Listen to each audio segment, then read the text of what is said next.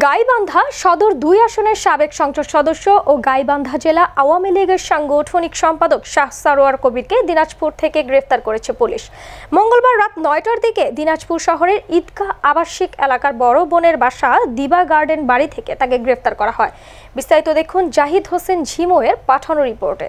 গত ৩রা মার্চ থেকে সাবেক এই সংসদ সদস্য ও গাইবান্ধা জেলা আওয়ামী লীগের সাংগঠনিক সম্পাদক শাহ সারোয়ার কবির ভগ্নিপতি দিনাজপুর শিক্ষা বোর্ডের সাবেক উপবিদ্যালয় পরিদর্শক ও বড় বোন দিনাজপুর সরকারি কলেজের অবসরপ্রাপ্ত প্রফেসর আফরোজা পারভিন কবির দম্পতির বাড়িতে আত্মগোপনে ছিলেন। দিনাজপুর পুলিশ সুপার মারুফাত হুসাইন মারুফ এর সাবেক সংসদ সদস্যকে গ্রেফতারের সংবাদ নিশ্চিত করে বলেন, গত ৫ই আগস্ট পরবর্তী সময়ে এই সংসদ সদস্যের বিরুদ্ধে গাইবান্ধা সদর থানায় হত্যা মামলা সহ ২টি মামলা দায়ের করা হয়েছে। সেই মামলার এজাহার নামীয় আসামি সাবেক সংসদ সদস্য শাহ সারোয়ার কবিরকে গ্রেফতার করা হয়েছে।